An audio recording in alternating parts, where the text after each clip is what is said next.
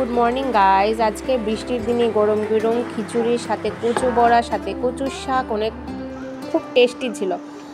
আর এখানে আমি পুকুর ধার হয়ে দুপুরবেলা যাচ্ছিলাম বাগানে। এটা আমাদের গাছের কারকোল। আর এখানে গন্ধরাজ লেবু হয়েছিল, খুব বড় বড় লেবুগুলো ছিল। আর এখানে কি জানি পিসি উঠাচ্ছিল কলমির শাক। কলমির শাক একে খান একটু বলবেন। ঝিঙ্গা হয়েছিল, কিন্তু ঝিঙ্গাগুলো খুবই ছোট ছোট ছিল।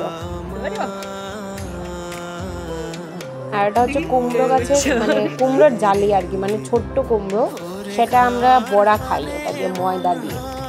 এটা হচ্ছে থানকুনি পাতা। দুপুরবেলার লাঞ্চ হয়ে গেল আমাদের। এখানে অনেকগুলো সবজি হয়েছিল, তার মধ্যে ছিল একটা স্পেশাল জিনিস কাঁকড়া ভাজা। কাঁকড়া ভাজাটা কে কে খান একটু বলবেন।